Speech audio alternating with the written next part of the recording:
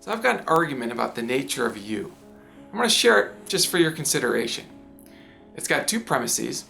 The first premise is that you are aware of some of your thoughts and not aware of any material states in your brain. All right, now in order to see the truth of that, go ahead and just focus on your thoughts, and that will verify the first part of that first premise, that you're aware of some of your thoughts. And then ask yourself whether you're also aware of any of your material states. Now, if you're aware of your material states, presumably you can tell us something about them, just as you can tell us something about which thoughts you're having. You're aware of your thoughts, and that's how you're able to tell us which thoughts you're having. But you're not aware of your material states. So that's the first premise. Does that seem true to you? What do you think about that?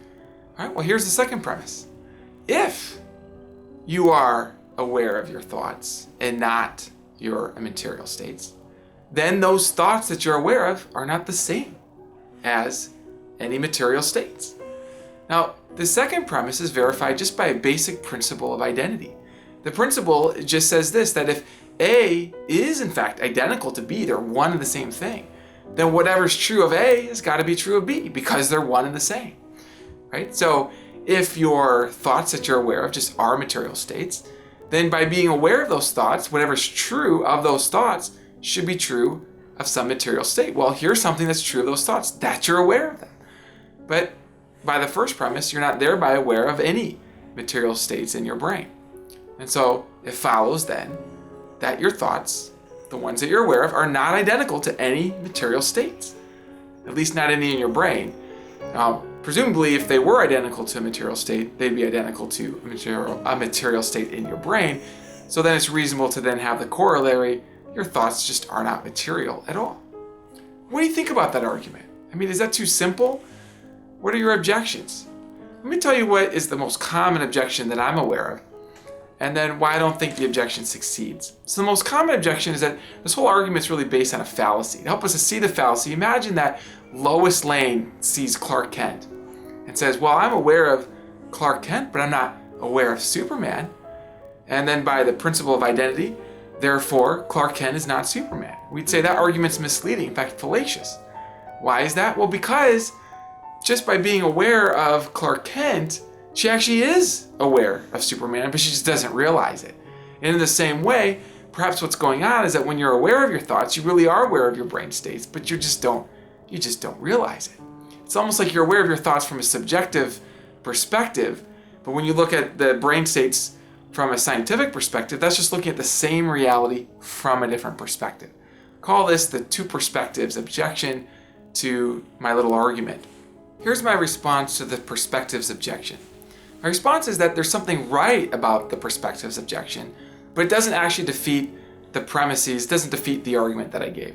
So what's right about it is that it's possible to have two different perspectives of the same reality and not realize that. Now, Lois is aware of Superman, but she doesn't realize she's aware of Superman because she's only witnessing the properties that she associates with Clark Kent. But notice that in order for there to be two different perspectives in the first place, there has to be two different sets of properties, the ones that she associates with Clark Kent, and then the ones that she associates with Superman, and those can't be the same, because otherwise she couldn't get confused and have two different perspectives. Well, similarly, in order to even have two different perspectives about your thoughts, there have to be two different kinds of properties. The material, scientific properties that you can study by looking at the brain, and this other kind of property, what we might call an irreducibly subjective or qualitative property that you witness through direct, immediate awareness of your thoughts. And what this shows is that although so far as the argument goes, it might be that there is a common reality that has these two different kinds of properties, the material and the subjective, the material properties don't provide a complete description of the reality. There's something in addition to reality than the material states of you. There's something that you have access to, your subjective qualities, and those are very interesting because they can't be accounted for purely in terms of a material description. And that reveals that you are more than purely material, or at least if the argument is sound. Maybe there are some better objections to the argument, and I would love to hear them from you. I'm aware of several other important objections, but I'd like to in the video here because I've dealt with what I think is the most popular objection. And as far as I can tell, none of the other objections are any better than the objection that I just dealt with. But I'd love to see what you think. Does the argument convince you? Do you think that you're just material? Or does this argument give you some weight, some reason to question that?